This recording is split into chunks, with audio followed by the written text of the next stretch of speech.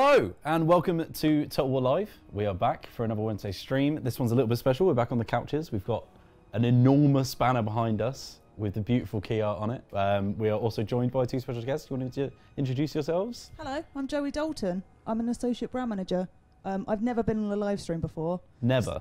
I'm lying, I have. And you are? I'm Jim Whitston, the campaign design lead. Fantastic. So we are going to be talking a little bit about the Lizardmen. Actually, quite a lot, to be honest. Yeah. There's a lot of lore. Look at all the notes we've got. Look at that, just to make sure that we don't get anything wrong. So basically, there's 4 races in Warhammer 2, one of which, kind of our key race for this, because the brand manager is such a big fan of them and has pushed them through the boat for so long, is the Lizardmen, these strange, almost alien reptile creatures that have come from a mysterious past, and we're going to be talking about that a bit. Yep. Alluding as to certain ways that might interact with the game as much as we can. But first of all, tell you what, Joe, you can take over this one because you're holding the mic. Who are the Lizardmen? Well, we've done a bit of cramming on this. So they are not technically a single race, kind of like the Greenskins. They're a race that is split into 4, technically. So, referencing the notes that we got here. We have the Slan, the powerful and enigmatic Slan, the disciplined warlike Saurus, and the clever and agile Skinks, and the large and brutish Croxigor. So that's the basis of a Lizardman army. I mean, they're ancient, one of the most ancient, arguably the most, I guess, created by the Old Ones, who are very mysterious in themselves, aren't they, Michael? Yeah, so the Old Ones are a bit of a strange creature to tackle because nobody actually really knows who they are. So the lore states that the primordial states of the Warhammer world, where nothing really existed, it was just sheets of ice over a floating rock. 2 warp gates appeared, the north and south poles of the globe, and through them, these strange old creatures, some say coming through on silver ships, much like some kind of alien species floating through space. These ones called the Old Ones, who actually spawned most of the creatures in existence in the Warhammer world today. So I think there is rumoured to be no living Slan that has been in contact with the Old Ones, but one that does exist within the lore, to have actually spoken to them and to be aware of their great plan and to have known their names. But, you know, really it's just the Lizardmen see themselves as knowing trying to interpret the great plan, and really feeling like the weight of the world is on their shoulders to protect it. So we were looking at the Slan generally are the first creatures within the Lizardmen that the Old Ones created, and they created them for specific purposes, and realising that the Slan were excellent magic casters but were really squishy, fleshy and not great in combat, they then created the Saurus to be a little bit more, you know, combat ready, harder, sturdier. And the Skinks as well also had their purpose as to why they were created. They're more like artisans and engineers, so to speak. What else do we have? And then the Croxigors, yeah, to be the more stupid, brutish. The big, ones, just chuck a load of them in, just hope they smack everyone to pieces. Kind of, yeah, your generic sort of orc kind of creature, if you would. So Jim, you've been designing most of the campaign gameplay on Warhammer 2. The Great Plan. Do you know what the Great Plan is? Are you one of the Old Ones? I don't know what the Great Plan is. I've got a kind of rough idea of hints of it. In fact, the Slan don't really know what the Great Plan is. What they have got is ancient plaques that they find now and again amongst all of their ruins and so on, and they give them a clue as to what the Old Ones actually intended. And they're trying to follow those hints to kind of sort out the world as they see it. So a lot of that involves getting races that were around at the time of the Old Ones back to the positions that they were in at that time, and eradicating races that they don't see as being part of the Great Plan. Mazdamundi is particularly hot on that. So Mazdamundi is the first legendary lord that we ever saw in the announcement trailer. A Slan, a mage, on a beautiful floating platform. Can you tell us a little bit more about him? But do you know some of the interesting bits from his past? I know that you've got a sneaky bit of Latin name choreography going on behind the scenes, Joey. We talked about that on Tuesday. It's the light of the world, is it, Mazdamundi? Yeah, that's what it was. basically that was where his name kind of came from. I've got some info on. Let me skip through, find my notes. Professional notes. No, they're not here. No. But yeah, Mazda Mundi is, there is technology is what you mentioned, and there's a few things that we were looking at earlier on about some of the things that do still exist. Let's consult. Do you have them also? Well, so one interesting little tidbit that we found was that one of the important pieces of siege weaponry that we've got as part of the Lizardmen roster are these basically giant laser cannons on top of a Vastilodon, which is... I got it. You want me to read it? You go ahead, because it's one of the coolest things I've heard in a while. Yeah, so it's we kind of discussed this as being technology and evolution of that. So it's Lizardmen for the most part are fairly primitive by the standards of the Warhammer world. Even orcs can take iron and forge it into new choppers and make chariots, but Lizardmen mostly use stone and tools and weapons, with some bits of bronze here and there. So, you know, even their crafting is really primitive. So while they're the oldest, they haven't really evolved much from their original state. And, you know, they're genderless. Also, they come from spawning pools, like I mentioned yesterday, kind of like toads and tadpoles. So that I found that really interesting. I thought they would be a little bit more advanced, considering their mastery of magic and so forth. And it says only the beastmen are more primitive. And they have brains hardwired to despise all that is artificial. That might lead you to underestimate them in battle, but the fact that they use stone swords is a secondary consideration when you consider that the ones wielding them are 3-meter-long, semi-sapient theropod dinosaurs with really durable scales. That's fair. Yeah, I mean, they are quite scary. Yeah. So when we're looking at sort of Lizardmen society, it's more of when you look at the Empire, for example. You've got different sub-factions that are sort of fighting for control. Who is the true emperor? Stuff like that. You've got all this political intrigue with the Slan and the Saurus. They're all following this great plan. Does that naturally put them in a state where they're quite cooperative with themselves, or is there still that internal struggle between them and different factions? There are factions within the Lizardmen. So some of them have been kind of cut off on various continents and so on, where they're struggling to communicate with the other temple cities.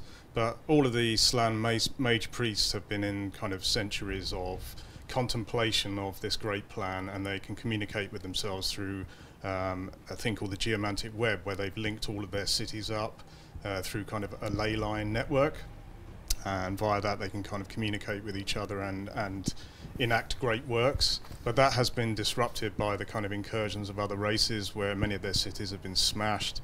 So that's kind of affected their ability to actually carry out this great plan. So a lot of what they'll be driving towards in the game is kind of putting back that network and kind of re-establishing contact with each other, through diplomacy and so on, to kind of try and enact that great plan. I mean, at the top of the pyramid within Lizardman society, you've got the Slan, who are kind of, in the absence of the old ones, they're kind of in charge. Below them, you've got the Saurus, who are their kind of warriors. Some of them can be leaders as well. There's special spawnings where, ones with exceptional abilities will come through. There's skinks as well. They make up a lot of the kind of light troops of the Lizardman army, but there's also special spawnings of those. So you'll have kind of skink priests and skink chieftains who are in a semi sort of junior command role, and then you've mentioned Croxagores, who are the kind of the smashers, almost like a troll type unit, and all of these huge beasts like the Bastilodons, Stegodons, and so on that they can kind of bring to bear. So we spoke a little bit about each sort of spawning of the Lizardmen race there. So let's focus on the Saurus now. So Saurus are the sort of warrior society almost, and we've got a legendary lord in the game who is a Saurus, who of course is Kroq-Gar. So what is the history of Kroq-Gar? Where does he come from? What are his ambitions in the Total War Warhammer universe? Well, the first we hear of Kroq-Gar in the lore, he's actually one of the guards on one of the temple cities, which is under attack by the demons of chaos. It's a city called Zottel. I think that's the correct pronunciation. We'll hope so, yeah. Now that city actually got overrun by the demons, and the Slan that he was guarding actually got torn to pieces. Kroq-Gar managed to fight his way out at the head of a small army, and then over the following centuries it was a kind of running battle, hit and run tactics, with the army just getting whittled down until it was just him left. After some time, Mazdamundi came out of his contemplation and kind of summoned Hrothgar and put him to work on what he saw as the Great Plan. So he was in bed, basically, woke up and went, oh, I should do something about this. Yeah. Basically, Mazdamundi got woken up 3 times in a decade, which for Slan is a blink of an eye, so he was pretty peeved about all of this and decided, right, I'm going to stay awake and sort this out so I don't get woken up again. So Mazdamundi is almost one of the main sort of like focal points of our marketing campaign. Such an interesting character to look at. What specifically about Mazdamundi is like the focus of his campaign? So we've seen that Hrothgar has come from like almost like a troop regiment himself and become this legendary figure. Mazdamundi was sort of put into greatness, I guess. He was spawned with the purpose of being that important character. Yeah, I mean, he's born to greatness. He is a Slan mage priest, and they are at the top of that society. They're massively powerful magic users, and all other Lizardmen will follow the word of a mage priest over anything else, including kind of selling their lives to save them or whatever. So as I say, he's very much set on that great plan. So he's looking to get all those races back where they belong in the great plan. So, you know, elves back to Ulthuan and so on, and to get rid of, as I say, the other races that are not part of that great plan. So we've talked a little bit about the Saurus, we talked about the Slan as well. We should move on to the Skinks. A lot of our community are quite fond of Skinks now after some of our marketing campaigns went out. So Skinks are quite small, nimble, and they're also aquatic. And there's a few different types of spawnings of those. So one of the ones that we saw in the roster reveal was the chameleon skinks. They have these poisonous frogs that they bring out and poison their darts with to shoot people. They're all quite cool. They also operate the machinery that goes on some of the war beasts as well. Is that right? That's right. So they're a little bit more quick-witted than the more warrior-like Saurus and Croxagores. So anything that involves, you know, a little bit of intelligence, you'll see them. So they're riding on the great beasts, operating the machinery. I mean, interestingly, on the Bastillodon, there's on the model of that, there's a handprint on the back of that that's actually got 5 fingers. Skinks have only got 3, and that's a kind of a subtle allusion to the old ones who, you know, people think, you know, they probably had 5 fingers, and this powerful artifact on the back of those Bastillodons was probably, you know, a gift from them. You know, I hinted that you might be an old one yourself, Jim, and you've actually got 5 fingers. I don't know if anyone can realise that from human anatomy, but the facts are pointing to it, you know. So the last that we spoke about was the Croxagore. Now the Croxagore are almost these enormous crocodiles that come in and really are the size of like a troll or an ogre. So they're going to be your heavy hitters in your battle line, I guess. Yeah, I don't think there's many of us who would like to go hand to hand with a crocodile. One who's standing on his hind legs and wielding a massive mace is not going to be anybody's idea of a good time, really. So yeah, they're the ultimate assault troop, really, very heavy, able to deal with just about anything. And everything in the Lizardmen roster has its sort of purpose in Lizardmen society. So Croxagores do a lot of the heavy lifting. They've actually built a lot of the temple cities themselves, you know, moving those rocks, putting them in place, and you can tell you need quite a lot of strength to be able to do that. And I think Joey's got a little tidbit as well. I was just reading some of our notes, and we were talking about this earlier this morning. But one of my favourite things about the Croxagore is that during the wartime, the Lizardmen use Croxagore as shock troops. Although the savage creatures must have weapons chained to their hands, otherwise they may drop their weapons and attempt to rip their foe apart with tooth, claw alone. So that's kind of nice that they were like, well, all right, just so you don't brutishly attack everyone, we've chained this weapon to you. Use it first. Well, I mean, you know, it's like having your reading glasses on a chain, right? You know, if you get distracted, you need to have it close by, you know? Got your wallet on a chain or something, you know? I don't know what to do now. I've dropped my weapon. So, I'll just eat him. Obviously the Lizardmen, they've got all these special spawnings, but one of the most exciting things about them, and if you look at the models that we've got on the table here, they have these enormous war beasts. And these war beasts, I mean, they can be equipped with siege weaponry, they can be mounted. We've even got these flying sort of like pterodons that can drop siege equipment on the enemy as well. How important are they to the Lizardmen lineup when you're playing a battle in Warhammer 2? Well, they're massively important, just as they are massively built. So they go from something as simple as a stegodon, which you obviously just smash in and you'll see that throwing troops around all over the place, to the bastillodon we mentioned, which has got a solar kind of cannon on the back of it, a massive crystal which focuses solar energy and fires that in beams at the enemy. You've got some great mounts as well, like the Carnosaur. We mentioned Krokgar earlier. He actually rides a Carnosaur called Grimlock, and that's basically just like riding around on a Tyrannosaurus Rex, so that makes you pretty much automatic boss of the battlefield. There's also kind of flyers, pterodons and so on, who can drop stuff. Pretty much whatever you want to do, the Lizardmen have got something to tick that box. So obviously that's looking like quite a powerful army. What are some of the drawbacks of playing the Lizardmen? What are the weaknesses in their line?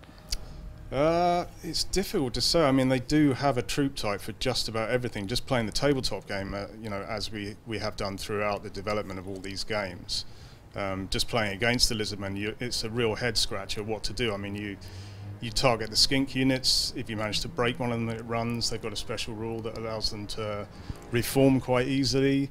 So you think, right, I'll go for the Saurus. The Saurus are a great line infantry unit. Kroxagor can deal with, as I mentioned, just about anything, and then you've got these huge beasts, and we've taken our experience of that tabletop gameplay and kind of put all of that into what we're trying to create here. And you know, I've been playing it over the last couple of days, and it's really gratifying to kind of feel it all coming together in the way that we envisaged. So fantastic. I mean, we've already seen comments on the forum saying that Lizardmen are going to be OP before the game's even released. So we'll see how that works. But I'm sure the balancing has been something that's been important as well. With big multiplayer focus on that as well, coming into Warhammer 2. Yeah, well, it's still a work in progress. I mean, you know, balancing is ongoing, but like I say, it is coming together very nicely. Fantastic. So one last thing, where do the Lizardmen come from? So we're obviously in the new world in Warhammer 2, and most of their forces are sort of localized in Lustria. Yeah, I've got a bit of a "where in the world are we" segment. So this is most of the Lizardmen live in Lustria, a tropical continent covered mostly with flora and fauna, poisonous, I might add. The Lizardmen are primarily gathered in towering temple cities, which tower above the Lustrian landscape. The monolith step pyramids dwarfing the surrounding jungle. 4 of these cities, oh my god, Hexiotl, Taxadlan, Slagheplik, and Itza. Perfect, nailed it. Guessing that there's literally... They're really complicated, but it's... I mean, they're all located in Lustria and are able to help support each other, as Jim mentioned earlier about their kind of connection between the cities. Itza was the first city founded by the Lizardmen and the Old Ones, and indeed is the oldest city. Zlatlan, better. The fifth inhabited city lies hidden in the jungles of the Southlands, and it's Slan unable to re-establish contact with Lustria. So I think that's what you were also mentioning, that there have been some kind of isolated. But also on race relations that we kind of briefly touched. So the Old Ones, as we briefly touched upon, made not only the Lizardmen, but kind of also had a hand in creating some of the Elven races as well. But obviously with the Lizardmen coming first, they, you know, maintain that authority, I guess, within the old world. So despite being fairly isolated, they deal with just about everyone, but they're not necessarily friendly towards the younger races like the elves and the humans, whom they refer to as warm bloods. Rude.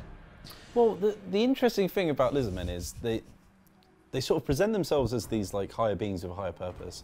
Everything's for the greater good, you know, we must follow the plan. But they're actually kind of like this sort of chaotic neutral, because you never really know what their aspirations are unless you're clued in. Even most of the Slan technically don't really know what the great plan is, because they're interpreting it from a point where the Old Ones have actually left them on their own. So they're this strange moral kind of like grey area, which you find in a lot of the Warhammer setting as well. Yeah. I just think it's funny that it makes it sound like they're fine, but really rude behind your back, you know? Like, oh, well, yeah, you know, we'll work with the High Elves, but we don't like them, you know?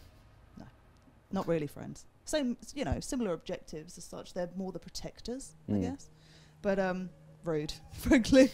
Rude Lizardmen. So, as you can see, sitting behind you two, you've got this beautiful of the Vortex, which is the centre of everything that happens in Warhammer 2. It's the centre of the story, the campaign map, sits in the middle of Ulf 1, keeping the island afloat and keeping the forces of chaos at bay.